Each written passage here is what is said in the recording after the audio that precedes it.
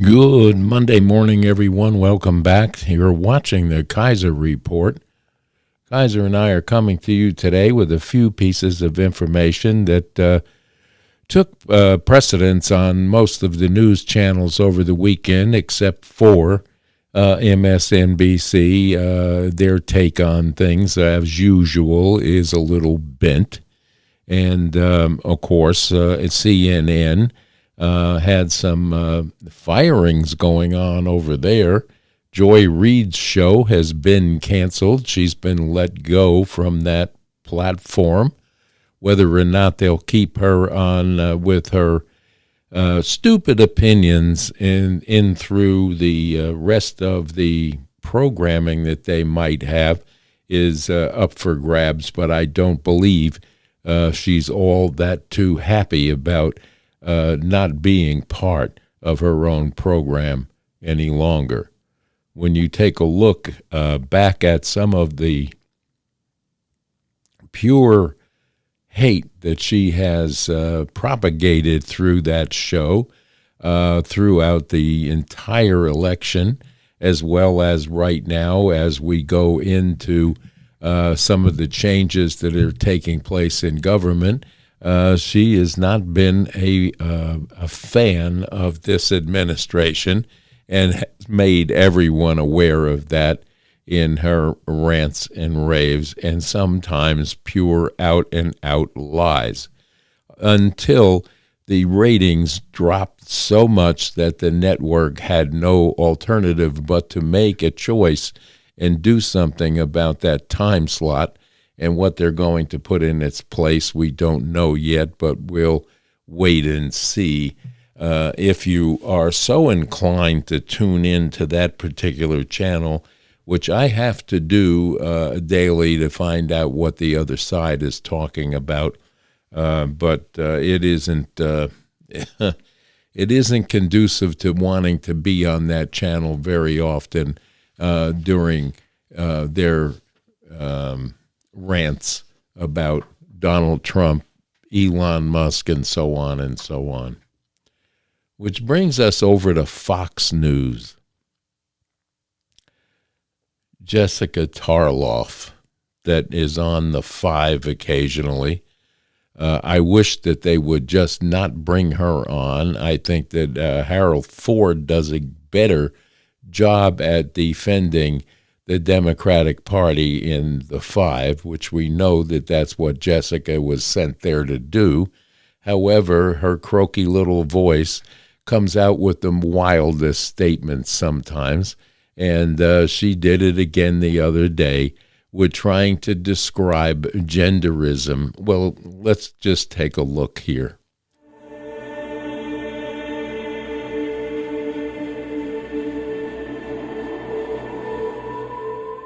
Yesterday. And by the way, your population, even though it's somewhat liberal, although I did very well there, your population doesn't want men playing in women's sports. So you better comply, because otherwise you're not getting any federal funding. See you in court. Every state, good, I'll see you in court. I look forward to that. That should be a real easy one. And enjoy your life after governor, because I don't think you'll be in elected politics. Just hours after that dust-up at the governor's meeting, the Department of Education announcing a new Title IX investigation into Maine over the boys and girls in sports issue. It could result in Maine losing $250 million in annual federal funding. Jessica, Maine's a poor state. Losing $250 million over something like this just seems dumb. Yeah, we'll see how it plays out. I took it that Governor Mills was also talking about the anti-discrimination laws that exist and that she'll have to abide by them. And we'll see. That was my expectation, that then this would happen immediately and there would be funding on the table and it'll play out. But the problem with some of these executive orders as it pertains to gender is that gender is a lot more complicated than they would have you believe. Like, the problem with some of these executive orders as it pertains to gender is that gender is a lot more complicated than they would have you believe. Like, no, not really. And now a word from the great and powerful Mr. Rogers. Boys are boys from the beginning. If you were born a boy, you stay a boy. Girls are girls right from the start. If you were born a girl, you stay a girl and grow up to be a lady. Please, no more. Only girls can be the mommies. Only boys can be the daddies. Yes, sir. Hold them down. Hold them. I'm trying. Help. Holy hell. Help us. It's so nice to watch. Isn't it unbelievable that someone of that nature, that high-paid position that she is sitting in and spreading misinformation around the world for anyone who tunes into the 5, and then they have her on 2 or 3 other programs as a guest here and there, and she does the same there and gets away with things that you would find unbelievable in defense of the Democrats that are in the streets right now, yelling and screaming and cursing over the fact that they're realizing they lost the election in November, and the American people are fully standing behind the Trump movements that are going on inside the White House and inside the uncovering of the mess that we have as far as fiscal responsibility with the cash of the people that pay their taxes. And what's been uncovered to date is devastating. And the Democrats trying to defend this, trying to stop it for fear that some of their participation in these frauds and waste of money are going to come to light. And that is the likes of Chuck Schumer and that little bug-eyed now Senator Schiff is trying to duck and dodge as much as he can and say the worst things about this administration in fear that he will be found out for all his lies when he sat in the House of Representatives in a position to try and impeach a president and hold him to accountability for something that never happened, with a dossier that was pure fiction, and he had all this evidence that never came out because he had none. And now he's worried that something is going to be uncovered that will show you and me, the American public, what he was really up to and how he set himself up for a life that is maybe now going to come to a screeching halt. And this goes for the other idiot, Schumer, that is out doing, well, it's hard to believe, but he couldn't be any more annoying right now to the American public than he is. And just to show you a little bit, take a look here.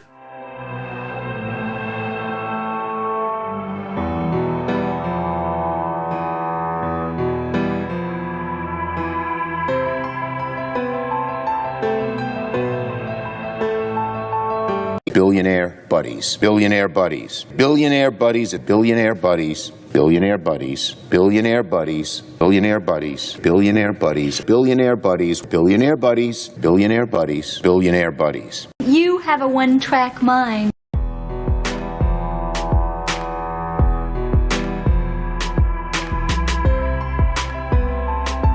For clearing the way to cut taxes for Donald Trump's billionaire buddies.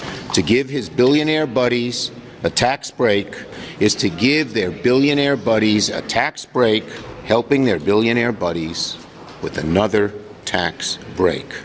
What do you like? Like broken records?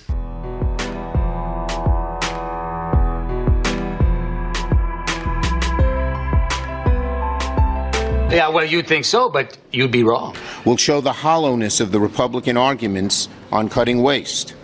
We'll expose Republican attempts to cut health care so they can help their billionaire budgies. Billionaire budgies. Billionaire budgies. They're budgies, Australian lovebirds.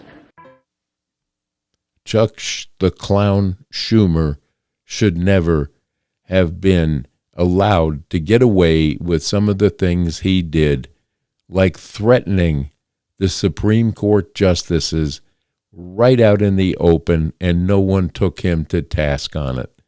Now he's threatening people like Elon Musk and Donald Trump through verbiage that is insightful verbiage, and they can talk all they want about January 6th, but these people are in the streets right now whipping up weak minds of people that can do more damage than you would believe, and in the fashion of what they tried to accuse January 6th of doing, they are promoting bad behavior and insightful rhetoric that will not help this country, and it will not help the unity of either party.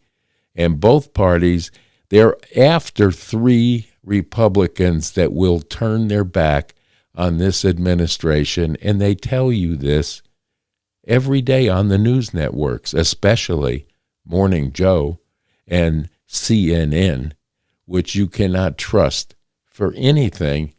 And mainstream media is in the death roll right now because their viewership is dying, because now we all realize that we have to go to a social platform to get anything close to the real news that's going on, because you can no longer trust people who have lied to you for the last 6 years. Actually, more if you go back to Donald Trump's presidency, first presidency, it was a 4 years of storytelling and lies there. And they got no better until we had the 2020 election that was really, in my mind, a real sham.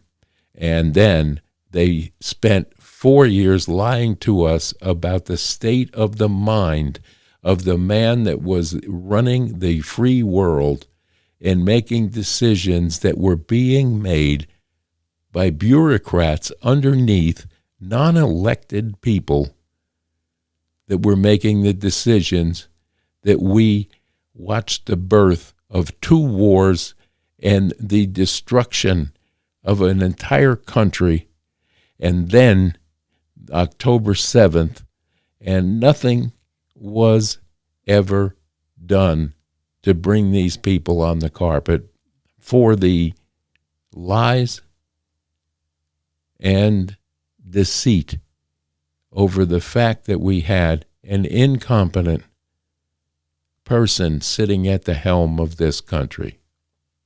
Now they're upset because things are happening too fast and people are turning over the rocks to look into, and worried about firings that are happening to people that didn't show up for work or refused to do the mandates that were put out by this administration about taking the wokeness out of the Pentagon.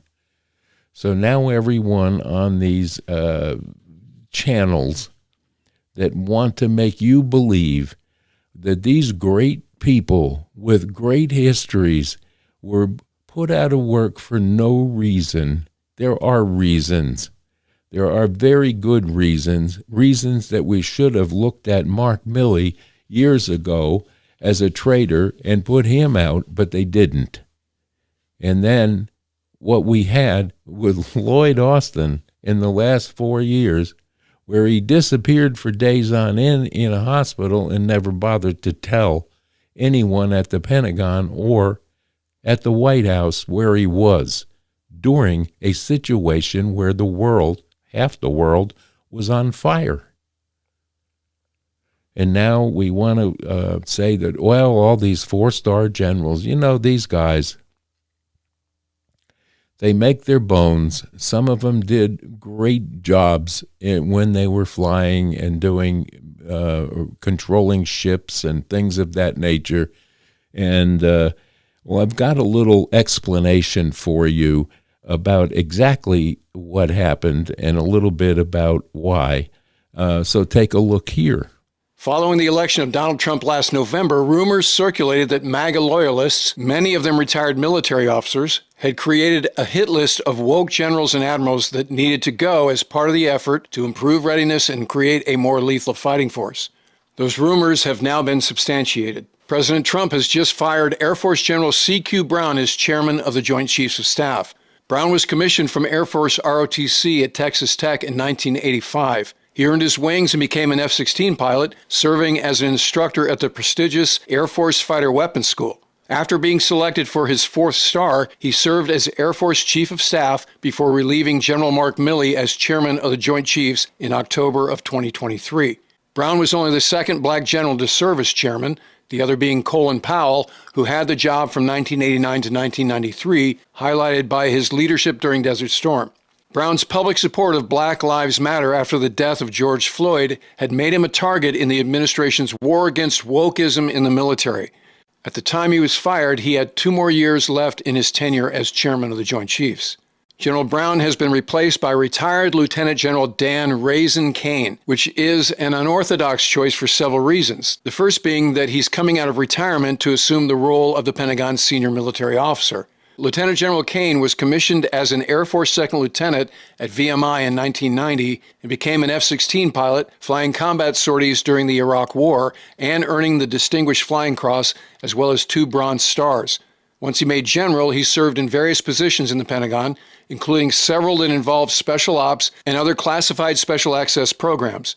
His final job before he retired as a 3-star in 2004 was Associate Director for Military Affairs at the CIA. The second reason picking General Kane is an unorthodox choice is by the letter of the law, he is not qualified for assignment as chairman of the Joint Chiefs of Staff because he has not served as either the vice chairman, a combatant commander, or a service chief. The requirement can be waived if the president determines such action is necessary in the national interest. Of course, President Trump is the commander-in-chief and as such can pretty much pick whoever he wants to run the Pentagon, assuming those picks are ultimately backed up by congressional approval. As we covered at length in a previous episode, during his last presidency, Trump had a running feud with then-chairman of the Joint Chiefs, General Mark Milley, who Trump has since accused of treason multiple times on the campaign trail in the run-up to his most recent election. As a result, the president wants somebody in the job he's convinced is loyal and will carry out his policy objectives. In a Truth Social post on the subject, Trump wrote, "Today I am honored to announce that I am nominating Air Force General Dan Raisin Kane to be the next chairman. General Kane is an accomplished pilot, national security expert, successful entrepreneur, and a warfighter with significant interagency and special operations experience. During my first term, Raisin was instrumental in the complete annihilation of the ISIS caliphate. It was done in record-setting time, a matter of weeks. Many so-called military geniuses said it would take years to defeat ISIS. General Kane, on the other hand, said it could be done quickly, and he delivered." Also fired along with General Brown was Navy Admiral Lisa Franchetti, who was serving as the Chief of Naval Operations, the first female to hold that position, and the Vice Chief of Staff of the Air Force, General Jim Slife. Franchetti was commissioned through Naval ROTC at Northwestern University in 1985. She became a surface warfare officer who ultimately commanded the Arleigh Burke-class destroyer USS Ross, Destroyer Squadron 21, Naval Forces Korea, Carrier Strike Groups 9 and 15, and 6th Fleet, where she ordered the first ever use of Tomahawk missiles launched by a Virginia-class submarine. She served as the Vice Chief of Naval Operations before assuming duties as CNO in November of 2023. It's unclear what Admiral Franchetti did specifically that landed her on the woke list. She had been mentioned in the months leading to the election as someone who needed to go during a podcast appearance by now Secretary of Defense Pete Hegseth because she had included the subject of diversity in some of her public remarks as CNO. General Slife was commissioned through Air Force ROTC at Auburn University in 1989.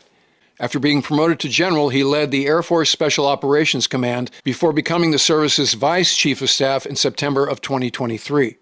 Slife has been accused by critics of lowering training standards at AFSOC under the auspices of DEI. Specifically, against the advice of instructors, he pushed the first female Air Force Special Tactics officer trainee through the program after she failed the course and quit multiple times.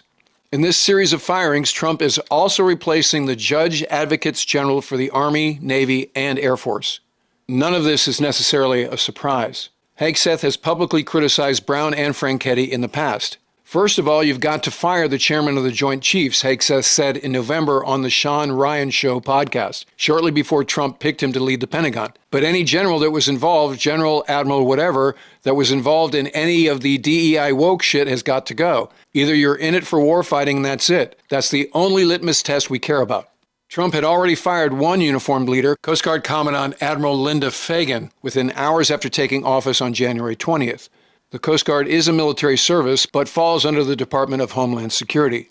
Additional firings are likely, and we'll bring you that information as it becomes available. So, it's almost unbelievable, the fact that we have a military that was so woke that no one wanted to join it. Our numbers for recruitment were down so low that they were worried about how we were going to, if we had to go to war, what it was going to be like to get the people in there that had the wherewithal to withstand the DEI crap that was shoved down the main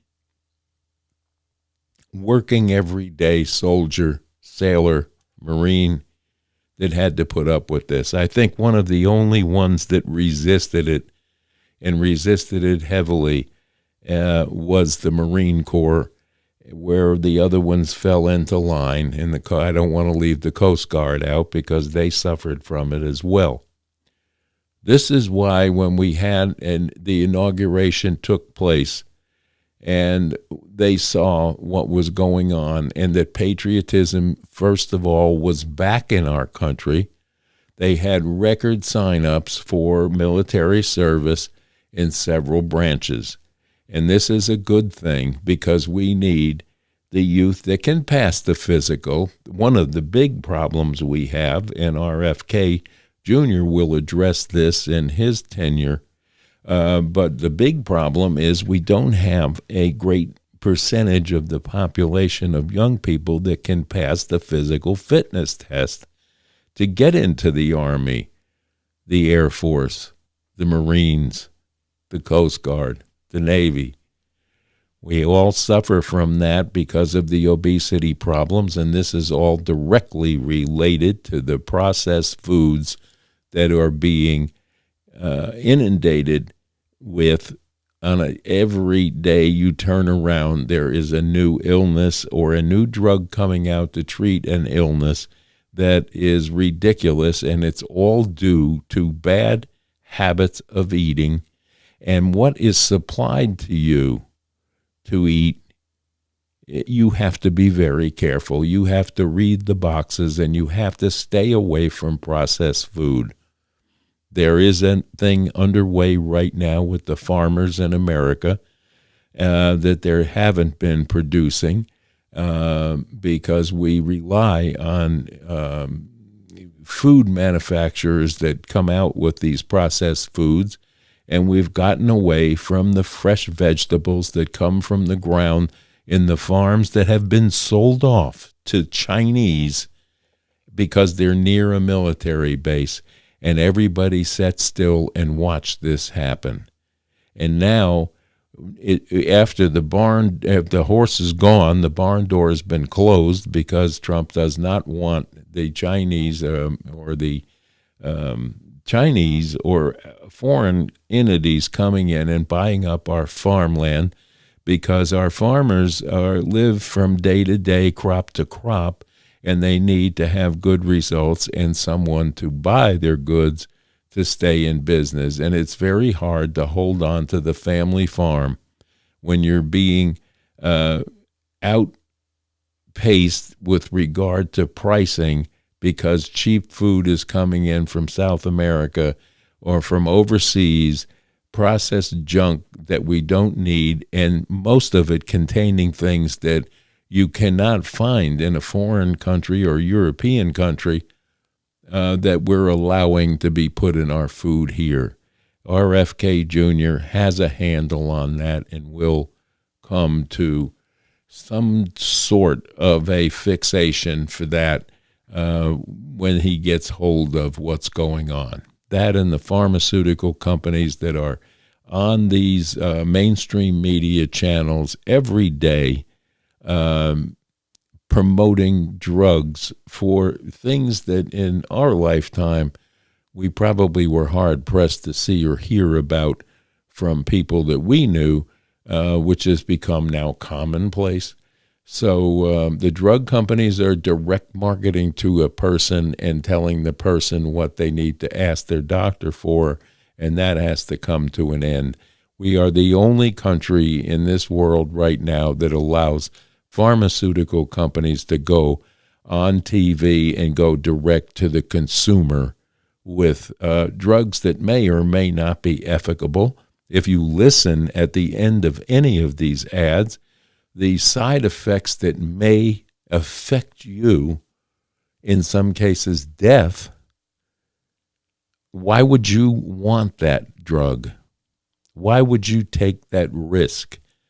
The doctors need to be brought back into the fashion that it used to be like, where they made the decision what was good for you and how you might react to a drug after they were taught by a detail rep that was educated in what could go wrong, which they have taken away to save money and go direct to you with drugs that we don't know what the trials were like. If you listen to Joe Rogan at all, the other day I listened to him talking to Woody Harrelson about some of the research studies that have been done on certain drugs, and I'm not going to name any here because I'm not qualified to tell you what's good and what's bad as far as that goes, but the studies that were let go by the especially by the Biden FDA, and in my lifetime I've had dealings with the FDA on certain medical products, not drugs, but it is a situation over there and has been that if you present a drug trial that had 3 people in it and 1 survived, that was your study. And it's amazing when you delve into some of this, what you'll uncover and what you'll find going on inside our government agencies. And now we have a colonoscope looking into these agencies, and they're crying and worried that somebody is going to find out where the dollars went, who benefited from it, and how ethical are some of these companies that talked people into approving their product that it may not have been ready to be approved. It's interesting, very interesting, what goes on behind door number 3 that we're not privy to hear about. Well, it's the beginning of a new week. Yesterday, it was announced, late yesterday, I heard that Dan Bongino was elevated to a position in the FBI right under Kash Patel, which I'm very happy about. Dan Bongino, and you may know him from his podcast and being a contributor on the Fox News channel, and he's appeared on other news channels as well in the mainstream category. However, we have a man here that worked for the police department of New York City, did a fine job there, then went to the Secret Service and performed very well there. And he knows and is understanding what may have been construed as a lack of justice at the FBI over the last 4 years and the weaponization of things at the Secret Service level, that he would like to find the answers on these attempted assassinations that took place against Donald J. Trump, which we have been, don't look over here. We're not going to tell you about that. We're not going to tell you about the guy that we took off the roof and cremated him under the orders of the FBI before any more investigation was done. We're not going to tell you about the Christopher Wray lies that were told to us about what went on there in Butler, Pennsylvania.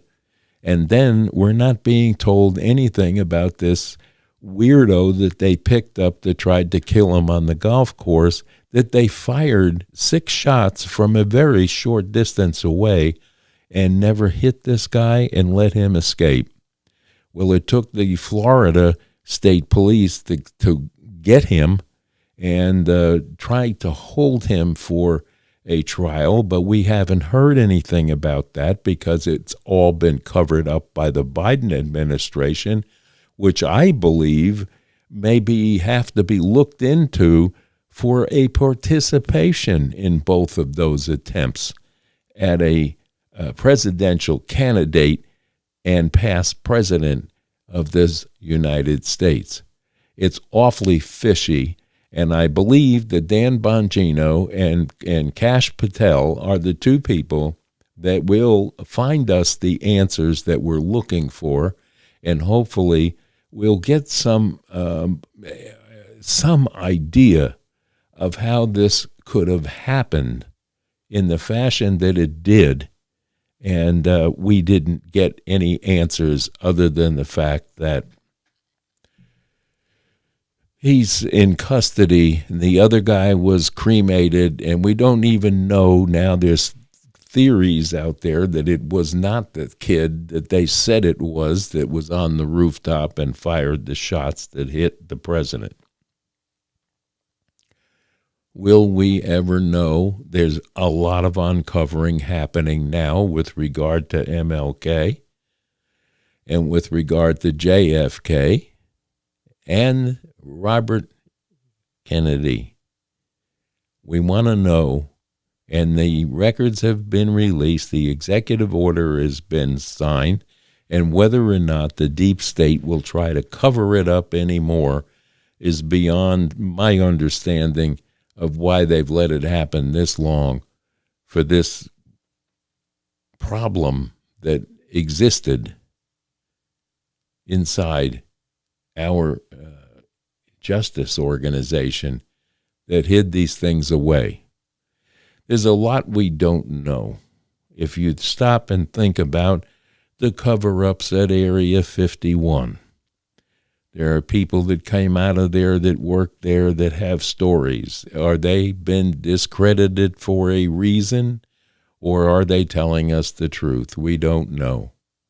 There's 1.5 million stories in this naked country, but we're only hearing bits and pieces of it. So let's hope that the uncovering and the executive order to uncover these things come to fruition, and we finally find out exactly what it is that took place in these current situations that are happening now with the uncovering of certain things that have been covered up far too long.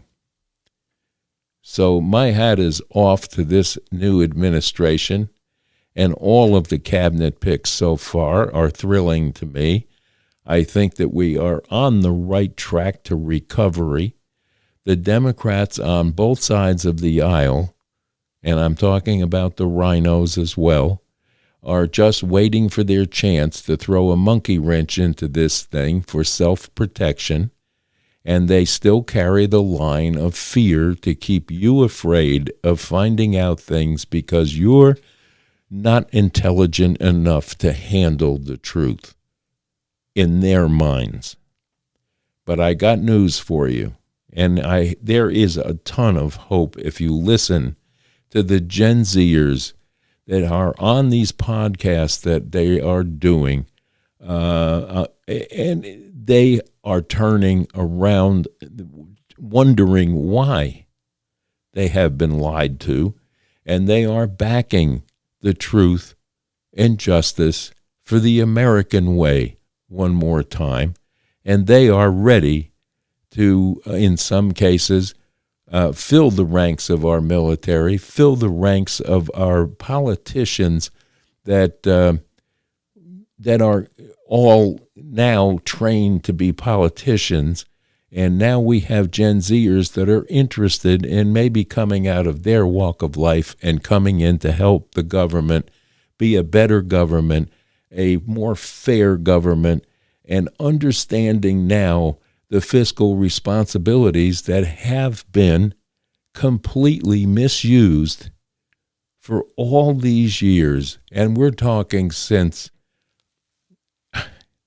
unbelievable years of people turning their head the other way rather than look at the problem, fix the problem, balance the budget. You couldn't live in your own home without balancing your checkbook and keeping your bills paid. Why can't this government do that? And that is Elon Musk's main job right now, is pointing out where the crimes are, where the money waste is, and asking each and every federal employee to tell us what you do, because half of them aren't coming to the office and going on a computer. So in some cases now, it's been found out that they have other jobs to go to, or they're playing Dungeons and Dragons on the computer that they're supposed to be doing their work on. Who knows? They'll find out, because they have these young geniuses running around with the algorithms and the computer knowledge that they need to look back and find people that are 300 and some odd years old getting a check, which means they were born in the 16th century, and Social Security checks didn't come out until after FDR put it in place. So I don't know what in the world people that are 135 years old on up to 300 years old are getting a check. Where did it go? Who received the money? When did they receive the money? How did they receive the money? These are the questions that we the people want to know, and it's being provided to us through Doge, which the Democrats are railing at every turn to stop. Why? Ask yourself why. Ask yourself why a government official comes into office with a normal salary. They make their $170,000 a year, and in 1 year they're living like millionaires. Classic example came out with AOC, and it's part of this investigation, the reason that she is so vocal. And it appears that she is paying her raised campaign money through her fiancé and into several accounts that have been set up as nonprofit accounts, I guess, to launder money. That's called money laundering. When will that be taken to task? And that she is not the only one that is involved in these kind of things. Not at all. No way is she the only one. Well, listen, it's going to be a fun week because there's going to be a lot more happening that we'll be privy to seeing on the news. And we'll be back here with you tomorrow, but we wish you all a very happy rest of this Monday. And God bless. Bye-bye now.